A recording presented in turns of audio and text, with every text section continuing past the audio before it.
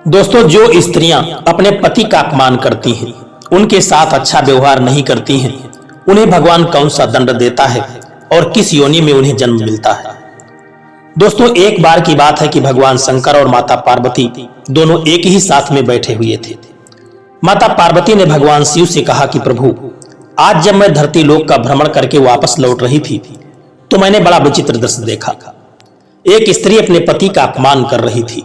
वह खरी खोटी अपने पति को सुना रही थी। वह स्त्री अपने पति की किसी भी बात को नहीं मान रही थी। आसपास के जो लोग थे वे तो यहाँ तक के कह रहे थे कि यह जो स्त्री है अपने पति के अपने घर का सारा काम यह करवाती है और खुद बैठ करके भोजन करती है। यह अपने सास ससुर का अपमान करने से भी नहीं चूकती है। यदि पति किसी बात पर इसे डांट दे तो पति का भी अपमान यह कर देती है और उस पर हाथ भी चला देती है। अपने पति की किसी भी बात को न मानना, ऐसा मैंने देखा है प्रभु। यह दृश्य जब से मैंने देखा है तब से मेरे मन में बड़ा ही कोलाहल है। प्रभु, कृपा करके आप मुझे बताइए कि जो स्त्री अपने पति का अपमान करती है और अपने पति का कहना नहीं मानती है, बात बात पर उसका उपहास करती है, तो उसे विधाता कौन सा दंड देता है और किस योनि में उसे जन्म मिलता है। माता पार्वती को बात को सुन करके भगवान शंकर जी कहने लगे कि पार्वती, आज तुमने बड़ा ही उत्तम और महत्वपूर्ण प्रश्न पूछा है। इस प्रश्न का उत्तर मैं तुम्हें एक कहानी के माध्यम से दूंगा। यह कहानी बड़ी ही शिक्षाप्रद और महत्वपूर्ण है, इसलिए इस कहानी को बड़े ध्यान से सुनना। आपके द्वारा पूछे गए जितने भी प्रश्न हैं, आपके मन में जो भी शंका समाधान है, वह सब इसी कहानी के माध्यम से उसका समाधान हो जाएगा। इतना कह करके भगवान शंकर जी माता पार्वती को कहानी सुनाने लगे। शिव जी कहने लगे कि प्राचीन समय की बात है। अयोध्या के नगर में इक्ष्वाकु राजा राज्य करते थे। वे राजा बड़े ही धर्मात्मा और बड़े ही पुण्यात्मा थे। उनका विवाह काशी के नरेश उनकी पुत्री सुदेवा के साथ हुआ था। सुदेवा बहुत ही चरित्रवान, गुणवान और एक पतिव्रता स्त्री थी। महाराज इक्ष्वाकु ने अपने जीवन में अनेक प्रकार के पुण्य के काम किए थे और अनेक यज्ञ किए थे। उनकी नगरी के पास ही एक घना वन था और उस वन में एक जंगली भैंसा अपनी पत्नी और बच्चों के साथ, पूरे परिवार के साथ उसी वन में रहा करता था। उस जंगली भैंसे का इतना आतंक था कि उससे सभी लोग डरते थे। उस भैंसे के डर के कारण उस वन में जो रास्ता था, उस रास्ते से लोग आने जाने के लिए हमेशा डरा करते थे। इस बात का पता जब राजा इक्ष्वाकु को चला कि उनके जो नगरवासी हैं, वह जंगल में रहने वाला भैंसा उनके ऊपर आतंक करता है और किसी को आने जाने नहीं देता है, तो एक दिन राजा इक्ष्वाकु अपनी पत्नी सुदेवा के साथ और अनेक सैनिकों को लेकर के उस वन में शिकार करने के लिए उस भैंसे का चल दिए। वे राजा बड़े ही पराक्रमी और पुण्यवान थे। उन्होंने कई बार राक्षसों और शेरों का वध किया था। इसीलिए उस भयंकर भैंसे से नगरवासियों की रक्षा करने के लिए वन में उस भैंसे का शिकार करने के लिए वे आ गए। जब उस भयंकर भैंसे के आकार वाले भैंसे ने महाराज इक्ष्वाकु को देखा तो वह भैंसा अपनी पत्नी से कहने लगा कि हे प्रिय, देखो ये अयोध्या के राजा इक्ष्वाकु और ये चक्रवर्ती सम्राट है। पूरे विश्व पर, पूरी धरती पर इनका ही राज्य है और आज ये मेरा शिकार करने के लिए इसी वन की तरफ आ रहे हैं। उनके साथ बहुत से सैनिक हैं और उन सैनिकों के हाथ में बड़े बड़े हथियार हैं। इसमें जरा भी संदेह नहीं है कि वे मुझ पर ही प्रहार करेंगे। महाराज बड़े पुण्यात्मा हैं, यह राजाओं के भी राजा हैं। पूरा विश्व और पूरी धरती इनके अधीन है। हे प्रिय, मैं तुम सबकी रक्षा करने के लिए अपना पराक्रम दिखाता हुआ महाराज के साथ युद्ध करूंगा। यदि मैं इस युद्ध में विजयी रहा तो तीनों लोकों में मेरी कीर्ति फैल जाएगी और यदि मैं महाराज के हाथों से मारा गया तो मुझे इस भैंसे के रूप से छुटकारा मिल जाएगा और मैं वैकुंठ चला जाऊंगा, क्योंकि ये राजा बड़े ही पुण्यात्मा हैं।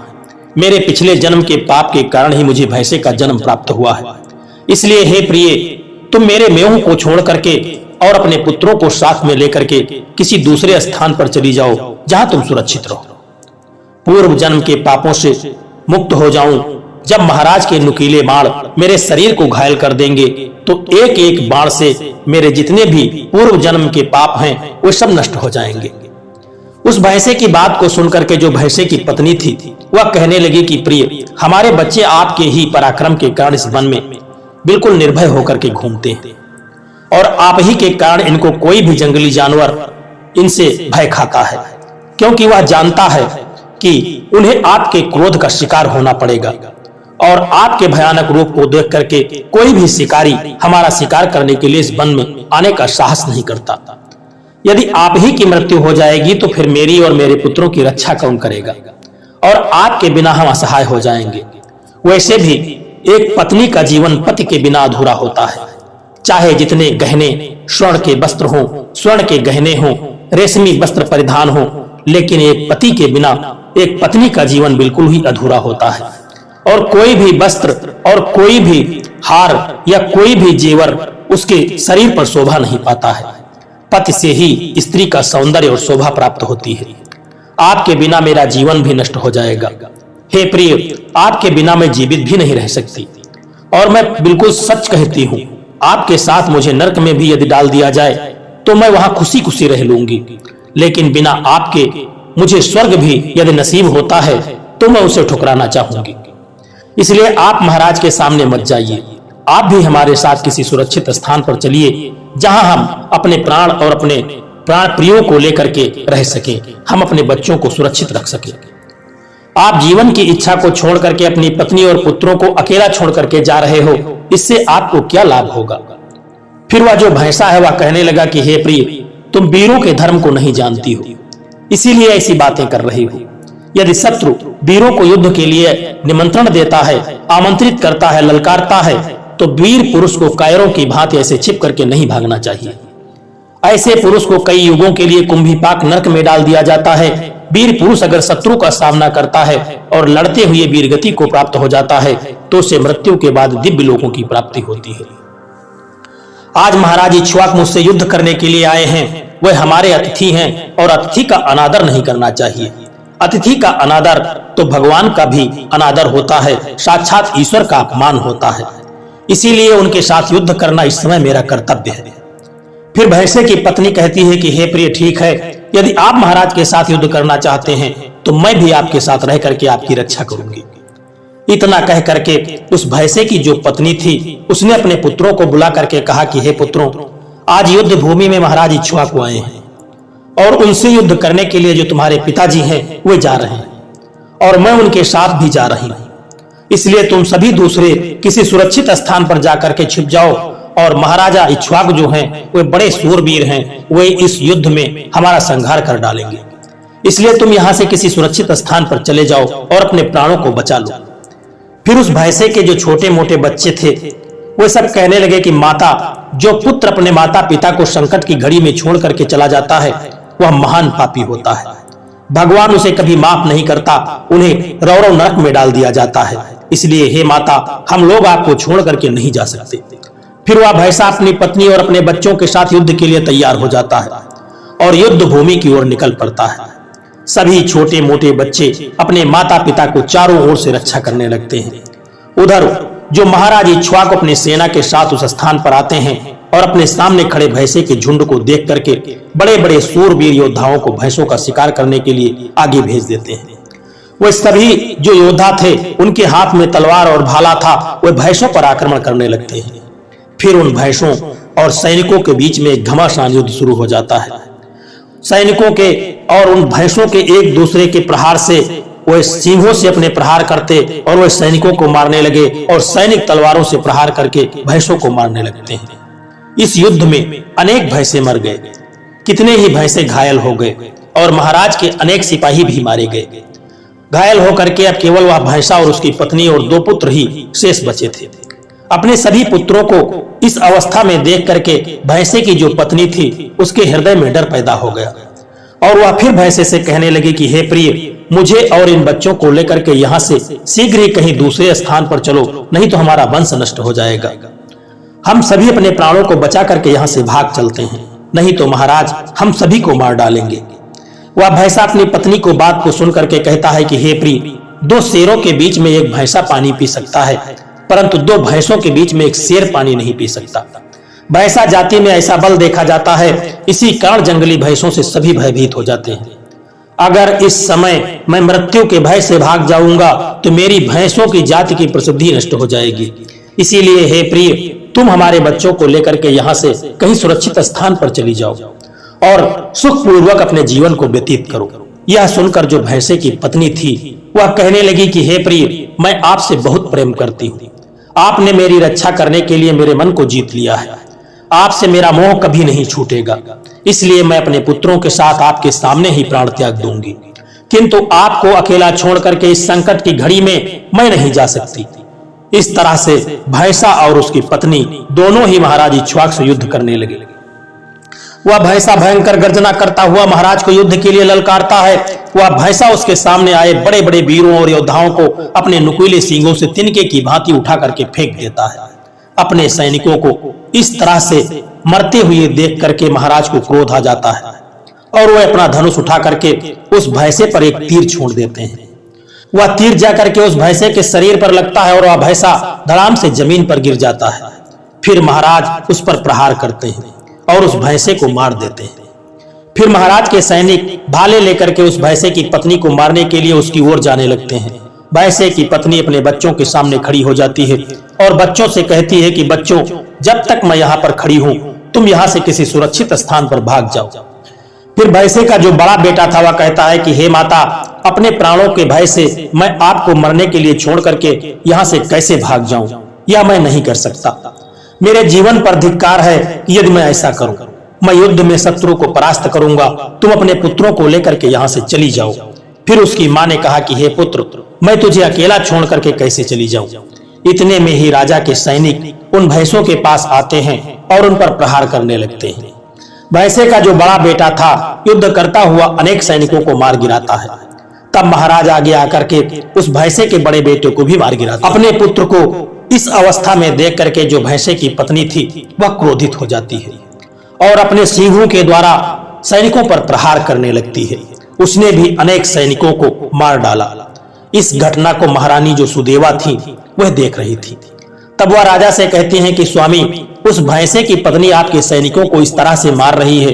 यदि आपने उसका वध नहीं किया तो वह पूरे सैनिकों को मार देगी। महारानी की बात को सुनकर के महाराज कहते हैं कि हे प्रिय, यह एक स्त्री है और मेरा यह वचन है कि मैं स्त्री का वध नहीं करूंगा।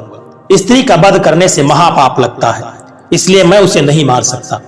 इतना कह करके राजा इक्ष्वाकु चुप हो गए। फिर महाराज की सेना में राघव नाम का एक सैनिक था। उसने उस भैंसे की पत्नी पर प्रहार कर दिया, उसे जमीन पर गिरा दिया। भैंसे की पत्नी जब मूर्छित होकर के जमीन पर गिर पड़ी और लंबी लंबी श्वास भरने लगी, तब रानी सुदेवा ने उसे बेहोशी की अवस्था में जब देखा तो रानी को उस भैंसे की पत्नी पर बड़ी दया आ गई और इसी कारण से उन्होंने ठंडा जल ला करके उस भैंसे की पत्नी के मुख में डाल दिया और उसके सारे शरीर पर उस जल को डाल दिया, जिससे उसको होश आ गया। भैंसे की पत्नी ने रानी को उस ठंडा जल डालते हुए देखा था तो वह बहुत प्रसन्न हुई और मनुष्य की वाणी में वह कहने लगी, हे रानी, आपने मुझ पर इस तरह से इस ठंडे जल को डाल करके मेरे कष्ट को मुक्ति दिलाई है, इसलिए तुम्हारा कल्याण हो। भैंसे की पत्नी की ऐसे वचन सुन करके रानी सुदेवा जो थी उनका बड़ा आश्चर्य हुआ। वह सोचने लगी कि यह तो एक भैंस है, लेकिन इसके बाद यह मनुष्य की आवाज में बोल रही है और स्पष्ट बोल रही है। फिर रानी ने भैंसे की पत्नी से कहा कि हे भद्रे, तुम कौन हो और तुम्हारा यह बर्ताव बड़ा विचित्र है। तुम पशु होकर के भी मनुष्य की वाणी में कैसे बोल सकती हो? मैं तुम्हें पूर्व जन्म का वृत्तांत मुझे बताओ, किस पाप के कारण तुम भैंसे की पत्नी बनी हो? फिर वह कहने लगती है कि हे रानी, मेरे पति ने पिछले जन्म में ब्राह्मणों का अपमान किया था, इसी कारण से उन्हें भैंसे का जन्म प्राप्त हुआ। जब मैं आपको मेरे पूर्व जन्म की कहानी सुनाती हूँ, हे रानी, मध्य देश में काशी नाम का एक नगर था। उसमें देवदत्त नाम का एक ब्राह्मण रहता था। मैं उसी देवदत्त ब्राह्मण की पुत्री थी और मेरा नाम कलावती था। उस समय जितना भी नगर था, उस नगर में मुझसे ज्यादा सुंदर कोई स्त्री नहीं थी। मैं अपने सौंदर्य और रूप को देख करके बहुत ही घमंड में रहती थी। मेरी मुस्कान बड़ी मनोहर थी और जब मैं जवान हुई तो मेरा सुंदर रूप और जवानी देख करके मेरी माता पिता को बड़ा डर लगने लगा। और मेरे पिता से एक दिन माता मेरी कहने लगी कि स्वामी, मेरी बेटी तो अब जवान हो चुकी है, उसका विवाह क्यों नहीं कर देते? इसे शीघ्र ही विवाह कर दीजिए। फिर ब्राह्मण ने कहा कि हे प्रिय, मैं अपनी पुत्री का विवाह उस पुरुष के साथ करूंगा जो विवाह के बाद भी मेरे घर पर निवास करेगा। कलावती मुझे बड़ी प्रिय है, मैं इसे अपनी आंखों से दूर होते नहीं देना चाहता। किसी भी कीमत पर मैं इसे अपनी आंखों से दूर नहीं करूंगा। फिर एक दिन की बात है कि गंगाधर नाम का एक जवान ब्राह्मण हमारे दरवाजे पर आया और मेरे पिता ने उसके ज्ञान और सुंदरता को देख करके उस पर प्रसन्न हो गए और उससे मुझसे विवाह करने के लिए पूछ लिया। फिर मेरे पिताजी ने गंगाधर से मेरा विवाह कर दिया और वह हमारे साथ ही हमारे घर पर रहने लगा। परंतु मैं अपने माता पिता के लाड़ प्यार में इतना बिगड़ चुकी थी, अपना विवेक और बुद्धि सब कुछ खो चुकी थी। मैंने अपने पति की कभी सेवा नहीं की, कभी भी उनके चरण स्पर्श नहीं किए। मैं सदा उन्हें क्रूर दृष्टि से देखा करती थी, उनका हमेशा बात बात पर अपमान करती थी और सदैव उनका नाम लेकर के उनको बुलाती थी। उनके भोजन करने से पहले ही मैं भोजन कर लेती थी और जो भी वे कहते थे मैं उसे किसी भी तरह नहीं मानती थी और बिना उनकी मर्जी से मैं घुमा करती थी। अपने पति का अपमान करना तो मेरे बाएं हाथ का खेल था, कभी मैंने उनका साथ नहीं दिया। गंगाधर बहुत ही शांत स्वभाव का था, उन्होंने मुझे अनेक दिनों तक बर्दाश्त किया। फिर एक दिन वे बहुत दुखी हो गए और मुझे छोड़ करके मेरे पति के जाते ही मेरे पिता बहुत दुखी हो गए। मेरी माँ से कहने लगे कि हे प्रिय, हमारे दामाद हमारी बेटी को छोड़ करके चला गया है। यह जो हमारी बेटी है बड़ी ही पापिन है। दामाद तो मेरा बड़ा ही विद्वान था, मैं नहीं जानता कि हमारी पुत्री कलावती दुष्ट और कुलनाशिनी होगी। फिर मेरी माँ ने कहा, स्वामी, हमारी पुत्री आपके ही लाड़ प्यार से बिगड़ चुकी है, इसे सही रास्ते पर लाने के लिए आपको कुछ करना होगा। माँ के इस तरह से कहने पर पिता ने कहा कि माता पिता के घर पर रहने वाली कन्या दुराचारी बन जाती है, इसलिए कन्या को कभी भी घर पर नहीं रखना चाहिए। विवाह के बाद उसे उसके पति के पास ही रखना चाहिए। आप इसका त्याग करके इसे इसके पति के पास भेज दीजिए। इस प्रकार से माँ के वचन सुनकर के मेरे पिता बहुत क्रोधित हुए और मुझसे कहने लगे कि अरे पापिन, हमारे कुल में कलंक लगाने वाली दुराचारणी, तेरे ही कारण से गंगाधर हम सबको छोड़ करके यहाँ से चला गया। इसलिए जा, जहां भी तेरा पति हो वहीं पर तू जा, और यदि वहां नहीं जाती तो जो भी स्थान तुझे प्रिय लगे वहां पर चली जा, लेकिन मेरे घर पर नहीं रह। इस तरह से वह अपने घर को छोड़ करके वहां से चली गई और मुझे, जब मैं वहां अपने घर को छोड़ करके बाहर गई तो लोग मुझे पापनी, उल्टा और दुराचारणी कह करके संबोधित करने लगे।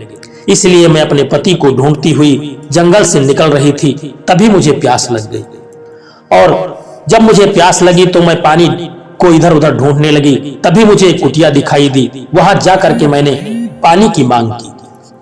जब मैं उस कुटिया के पास पहुंची तो वहां जा करके मैंने पानी पीने की इच्छा प्रकट की और मेरे पानी पीने की इच्छा को देख करके उस कुटिया से एक स्त्री आई और उस स्त्री ने मुझे पानी पिलाया। फिर उसका पति जब बाहर आया तो मैंने देखा तो यह मेरा पति था। उसने कहा, उसने अपनी पत्नी को देखते ही पहचान लिया और जो उसकी दूसरी पत्नी थी उससे कहने लगा कि यह मेरी पहली पत्नी थी, इसलिए तुम इसे अंदर ले जाओ और इसके साथ बुरा व्यवहार मत करना और इसके साथ अच्छा व्यवहार करो, इसका आदर सत्कार करो और इसे अपने घर में स्थान दो। फिर वह अपने पति की आज्ञा का पालन करती हुई मुझे अपने घर के अंदर बुला ले गई और मुझे पानी पिलाया। फिर उसी क्षण अचानक हृदय घात के कारण मेरी मृत्यु हो गई। फिर मुझे यमदूत उठा करके यमपुरी ले गए। वहां पर चित्रगुप्त ने मेरा जब लेखा जोखा देखा और यमदूतों से कहा कि हे दूतों, इस पापिन स्त्री ने अपने पति का बहुत अपमान किया है। यह पति से पहले ही खाना खा लेती थी और अपने पति का अपमान करती थी। यह अपने पति से अपने घर का सारा काम करवाती थी। यह बड़ी ही दुष्ट प्रकृति की स्त्री थी, इसलिए इस पापिन को ले जाकर के नरक में डाल दो।